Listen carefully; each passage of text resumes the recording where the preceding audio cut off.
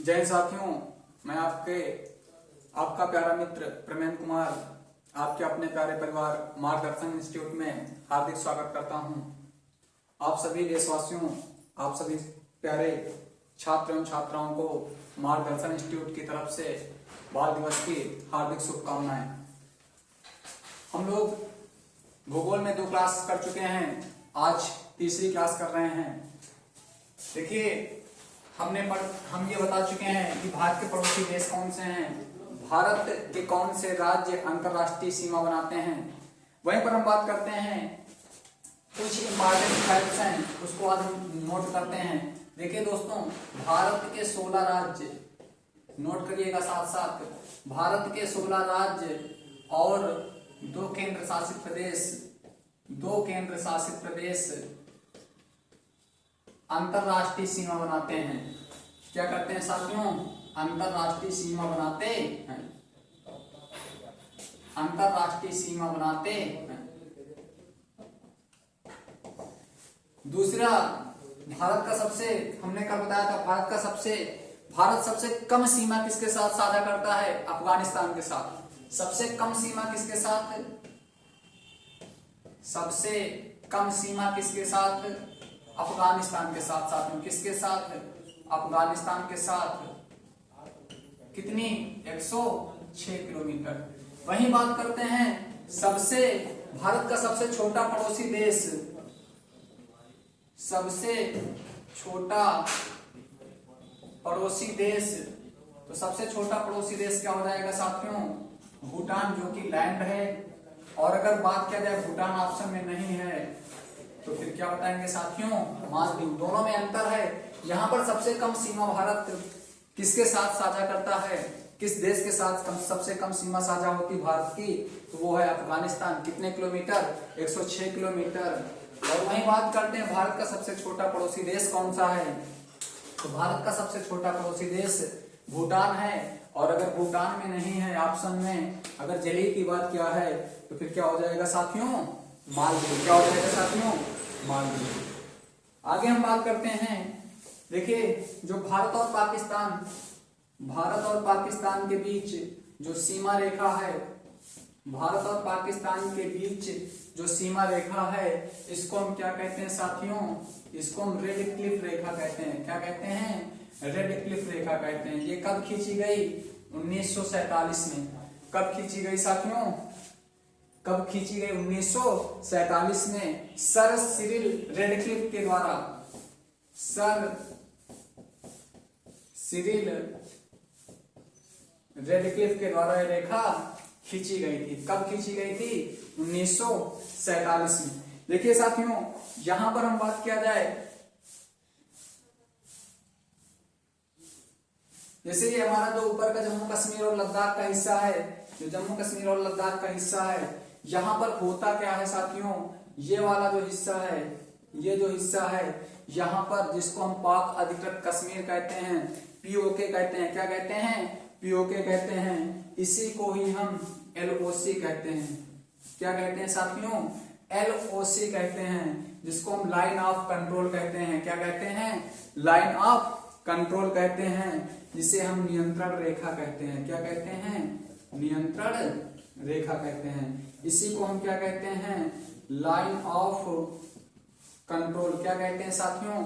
Line of control कहते हैं। देखिए साथियों, ये ध्यान दीजिएगा, ये जो रेखा खींची गई है, ये जो हिस्सा है, ये क्या कहलाता है? एलओसी। इसे हम नियंत्रण रेखा या इसे हम क्या कहते हैं? Line of control. ये अनऑफिशियल है, ये अनऑफिशियल है, ये ऑफिशियल नहीं है। क्योंकि विभाजन के बाद यहाँ पर पाकिस्तान ने क्या किया था? इसको कब्जा कर लिया था। लेकिन जो ऑफिशियल रेखा है वो कौन सी रेखा कहलाती है साथियों? रेड क्लिफ रेखा कहलाती है। कौन सी? रेड क्लिफ रेखा। कब खींची गई थी? 1947 में। इसके वास्तुकार कौन थे? सर सिरिल रेडक्लिफ थे। भारत के कितने राज्य अंतरराष्ट्रीय सीमा बनाते हैं? 16 राज्य। कितने केंद्र शासित प्रदेश? 2 केंद्र शासित प्रदेश। सबसे कम सीमा भारत किसके साथ साझा करता है? अफगानिस्तान के साथ। कितने किलोमीटर? 106 किलोमीटर। भारत का सबसे छोटा पड़ोसी देश कौन सा है? भूटान है। ये भूमि से लगा हुआ है और जल से सबसे छोटा देश कौन सा, भारत का पड़ोसी देश मालदीव है। इतनी बात समझ में आ गई साथियों। आगे चलते हैं, आगे चलते हैं।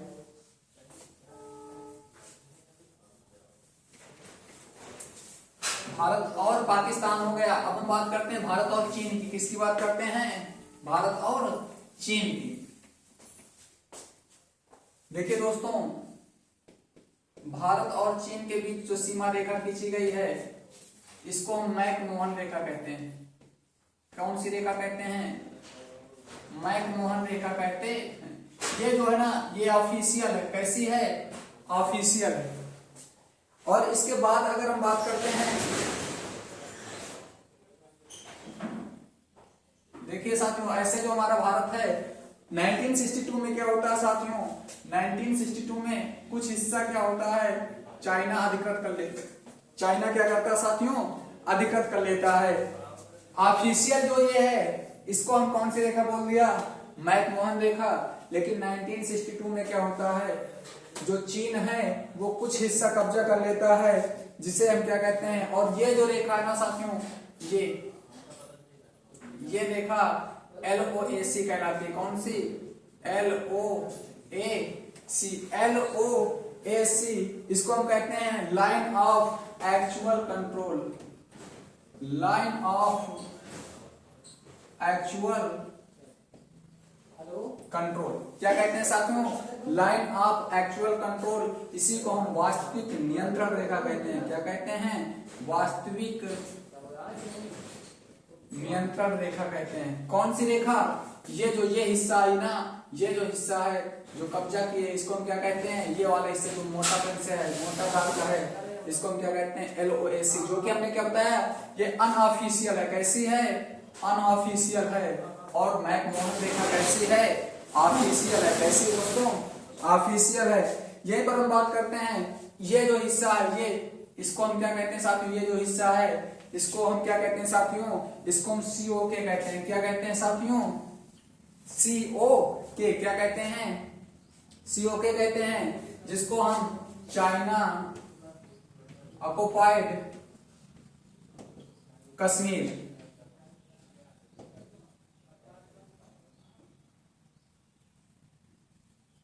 क्या कहते हैं साथियों, चाइना ऑक्युपाइड कश्मीर, जिसको हम चाइना अधिकृत कश्मीर कहते हैं। क्या कहते हैं, चीन अधिकृत कश्मीर। क्या कहते हैं, चीन अधिकृत कश्मीर। फिर से एक बार समझिए, भारत और चीन के बीच जो सीमा रेखा खींची गई है उसको मैकमोहन रेखा कहते हैं। ये रेखा ऑफिशियल है। उसके साथ हमने बताया 1962 में चीन क्या करता है, भारत के कुछ हिस्सा पर कब्जा कर लेता है।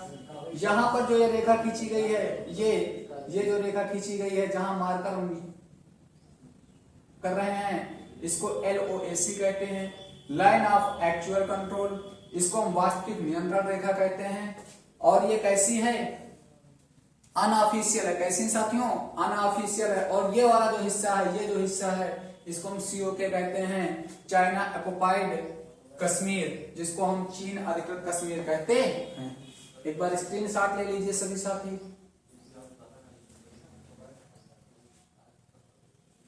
ठीक, आगे हम बात करते हैं साथियों, नोट कर चुके हो।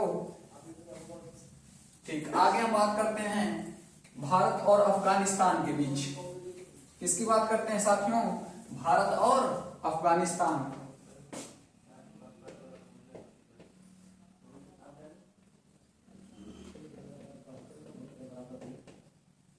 देखिए साथियों, भारत और अफगानिस्तान के बीच 1893 में 1893 में एक रेखा खींची गई थी, जिसे हम क्या कहते हैं, डूरंड रेखा कहते हैं। क्या कहते हैं साथियों, डूरंड रेखा कहते हैं। लेकिन होता क्या है, वर्तमान समय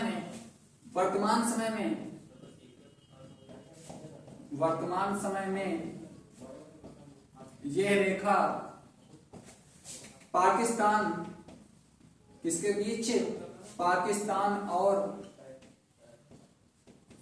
अफगानिस्तान के बीच है। जो डूरंड रेखा खींची गई थी साथियों, वो जब शुरुआत में खींची गई थी 1893 में, तो वो भारत और अफगानिस्तान के बीच खींची गई थी। उसके बाद जब भारत और पाकिस्तान का विभाजन होता है तो जहां से ये रेखा थी वो पाकिस्तान के हिस्से में चली जाती है। तो डूरंड रेखा का विस्तार वर्तमान समय में किन देशों के बीच है? पाकिस्तान और अफगानिस्तान के बीच है दोस्तों। किसके बीच है? अफगानिस्तान के बीच है। वहीं आगे हम बात करते हैं, आज जो छोटे छोटे इंपॉर्टेंट फैक्ट्स हैं जो रह गए थे भारत के पड़ोसी देश और भारत के विस्तार में, उनकी हम चर्चा करते हैं। देखिए अगला क्वेश्चन आता है, बांग्लादेश से कौन ऐसा राज्य है, भारत का कौन सा ऐसा राज्य है जो तीन ओर से बांग्लादेश से घिरा हुआ है? तो त्रिपुरा भारत का ऐसा राज्य है जो बांग्लादेश से तीन ओर से घिरा हुआ है। तीन ओर से घिरा हुआ है। भारत का एक देश है, भारत का एक राज्य है, भारत तो खुद ही देश है, भारत का एक राज्य त्रिपुरा है जो कि बांग्लादेश से तीन ओर से घिरा हुआ है। आगे हम बात करते हैं, कल हमने बताया था कि भारत के साथ जलीय और स्थलीय सीमा तीन देश बनाते हैं। कौन कौन? पाकिस्तान, बांग्लादेश, म्यांमार। वहीं हम बात करते हैं भारत के, देखिए भारत के साथ जलीय और स्थलीय सीमा तीन देश बनाते हैं। कौन कौन से देश हैं वो? पाकिस्तान है, बांग्लादेश है और क्या है? म्यांमार। अर्थात भारत के साथ जलीय और स्थलीय सीमा बनाने वाले कितने देश हैं? तीन। लेकिन आगे हम बात करते हैं भारत के दो राज्य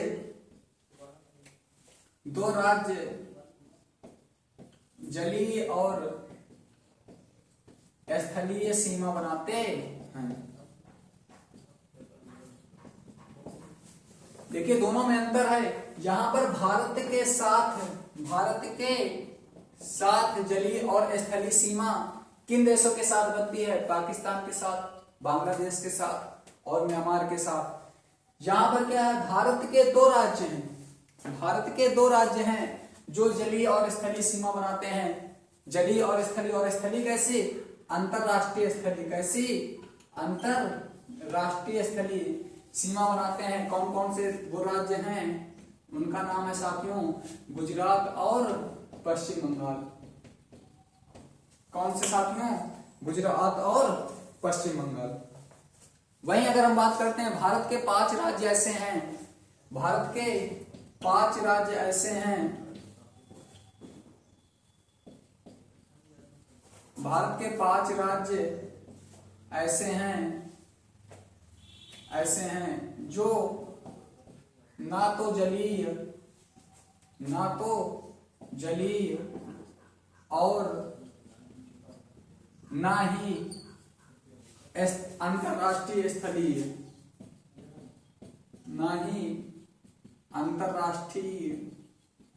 स्थलीय सीमा बनाते हैं। देखिए भारत के 5 राज्य ऐसे हैं जो ना तो जलीय सीमा बनाते हैं और ना ही किसी अन्य देश के साथ सीमा साझा करते हैं। उनमें से कौन कौन से हैं बताइएगा आप सभी लोग, कौन कौन से हैं? हरियाणा हो गया, क्या हो गया? हरियाणा हो गया, और क्या हो गया साथियों? एमपी हो गया, छत्तीसगढ़ हो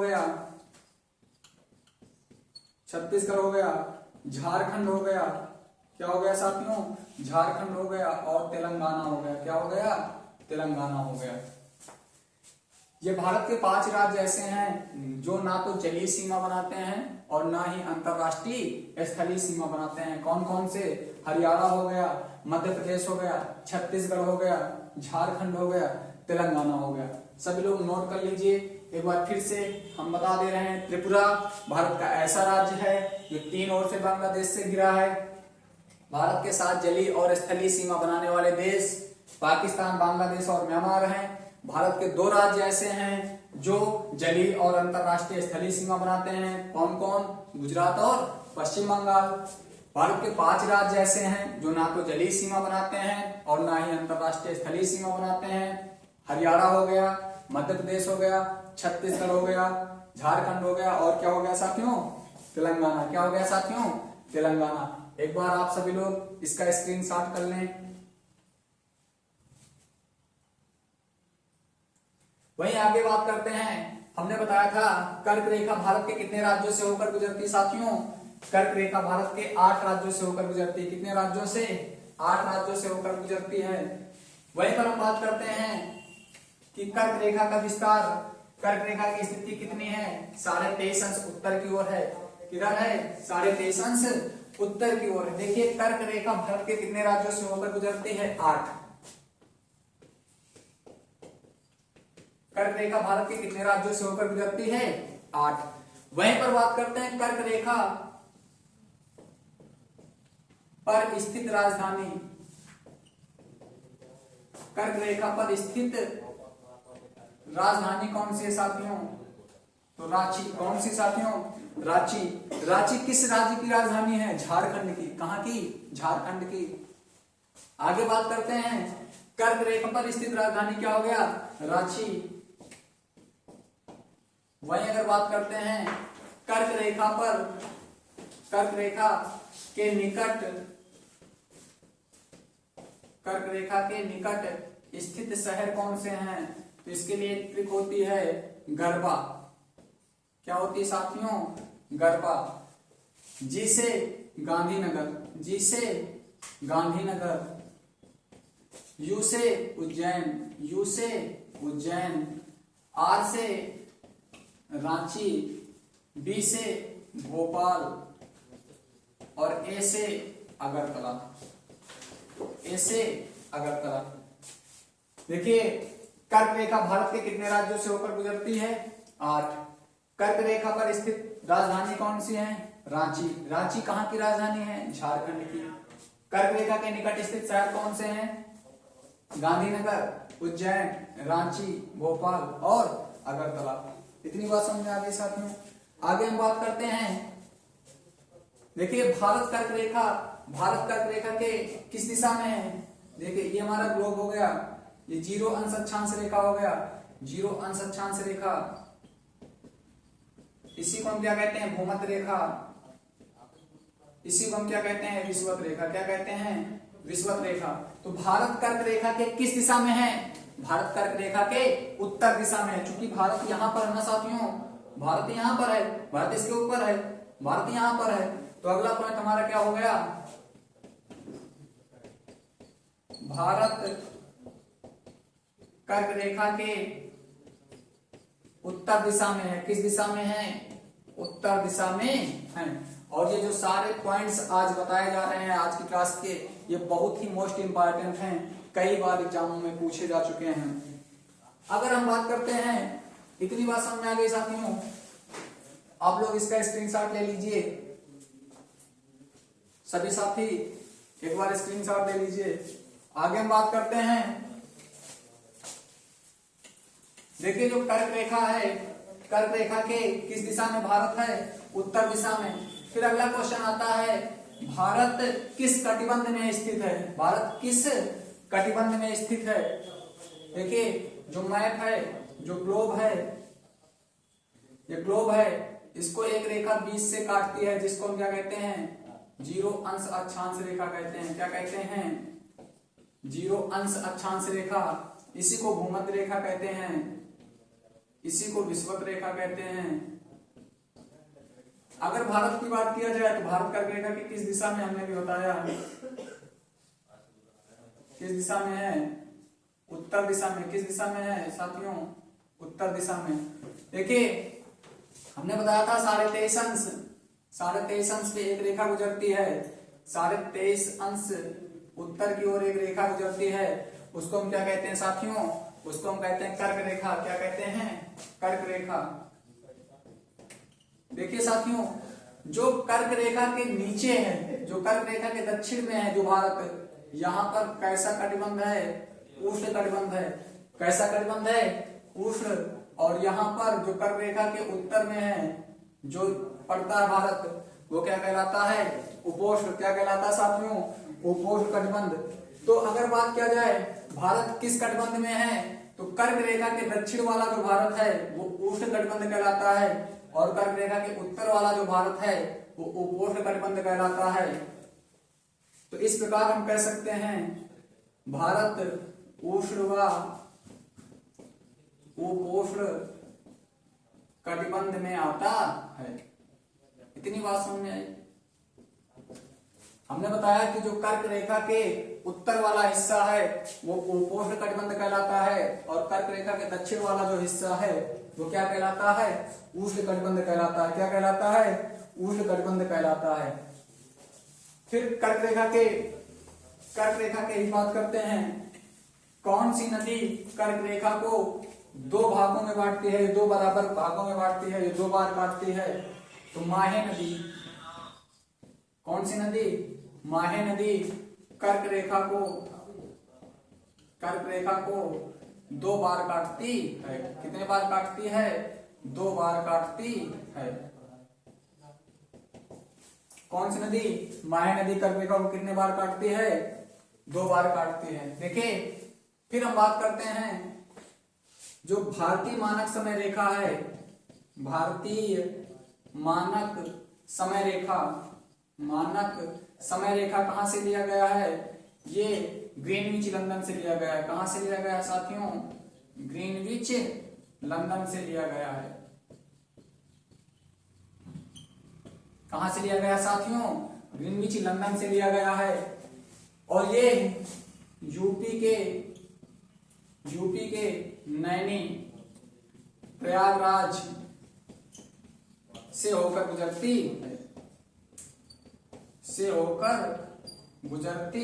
है। इतनी बात समझ में आई साथियों।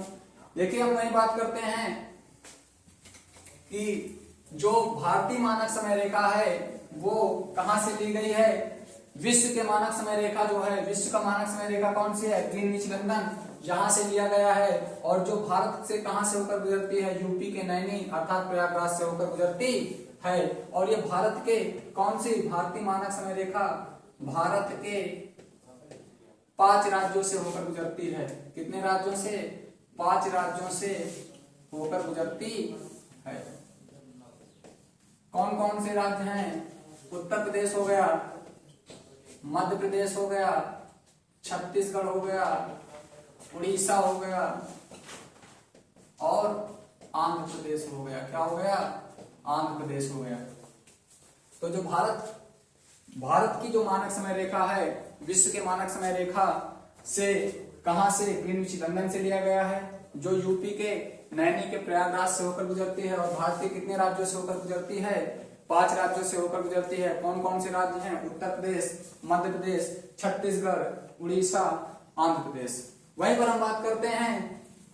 देखिए, एक क्वेश्चन आता है कि याम्योत्तर रेखा, कौन सी रेखा? याम्योत्तर रेखा और कर्क रेखा एक दूसरे को कहां काटते हैं? एक दूसरे को कहां काटते हैं? देखिए, याम्योत्तर रेखा कौन सी रेखा होती है? जिसको हम अंतरराष्ट्रीय तिथि रेखा या भारतीय मानक समय रेखा कहते हैं। ये दोनों एक दूसरे को छत्तीसगढ़ में काटते हैं। कहां काटती हैं? छत्तीसगढ़ में काटती हैं। इतनी बात समझ में आ गई। आगे हम बात करते हैं जो भारतीय मानक समय रेखा है, हमने बताया वो कहां से लिया गया है? विश्व के मानक समय रेखा ग्रीनविच लंदन से लिया गया है। भारत की मानक समय रेखा की जो स्थिति है वो कितना है? 82.5 पूर्वी देशांतर। कितना साथियों? 82.5 पूर्वी देशांतर। और हमने बताया था एक देशांतर बराबर कितने मिनट? 4 मिनट। तो जो 82.5 पूर्वी देशांतर है तो एक देशांतर में 4 मिनट, तो 82.5 देशांतर में कितने मिनट होंगे? तो सबसे पहले हम 82 को 4 से गुणा करेंगे। 4 दूनी 8, 4 8 32, 328। और अभी हमारा आधा देशांतर और बचा है, तो आधा देशांतर को जब हम 4 से गुणा करेंगे, 2 1 2, 2 दूना 4, तो 2 देशांतर हो गए। तो 328 में हम 2 जोड़ेंगे तो कितना हो जाएगा साथियों? 330 मिनट। कितने मिनट? 330 मिनट। और ये जो 330 मिनट हैं, अगर इसको हम घंटे में कन्वर्ट करेंगे तो साथियों कितने घंटा हो जाएगा? 5.5 घंटा हो जाएगा। इसीलिए जो भारत की मानक समय रेखा है विश्व के मानक समय रेखा से 5.5 घंटा आगे है। 5.5 घंटा क्या है साथियों? आगे है। आप लोग अपने मोबाइल में जाओ और वहां पर वर्ल्ड क्लॉक के ऑप्शन पे जाओ, वहां पर जो इंडिया का टाइम है उसके आगे 5.5 घंटा लिखा रहता है। क्यों लिखा रहता है? समझ में बात आई?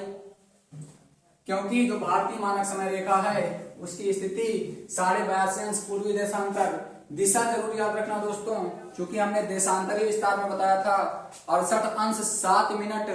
68 अंश देशांतरी विस्तार भारत का कितना है? 68 अंश 7 मिनट पूर्वी देशांतर से 97 अंश 25 मिनट पूर्वी देशांतर तक। तो देशांतरी विस्तार में दोनों दिशाओं में पूरब है। क्यों? क्योंकि जो अंतरराष्ट्रीय तिथि रेखा के पूरब दिशा में भारत है, इसीलिए भारतीय मानक समय रेखा 82.5 अंश पूर्वी देशांतर से लिया गया है, जो विश्व के मानक समय रेखा से कितने घंटे आगे है? 5.5 घंटा आगे है। यहाँ उत्तर रेखा और कर्क रेखा एक दूसरे को कहाँ काटते हैं? छत्तीसगढ़ में काटते हैं। भारत के 5 राज्यों से भारतीय मानक समय रेखा होकर गुजरती है। फिर एक क्वेश्चन आता है कि कर्क रेखा, इसको मिटा दिया जाए। इतनी बात समझ में आ गई। देखिए अगला क्वेश्चन आता है कि कर्क रेखा और भारतीय मानक समय रेखा के बीच कौन से राज्य उभयनिष्ठ हैं? कौन कौन से? कर्क रेखा और भारतीय मानक रेखा। भारतीय मानक रेखा के अंतर्गत कितने राज्य उभयनिष्ठ हैं?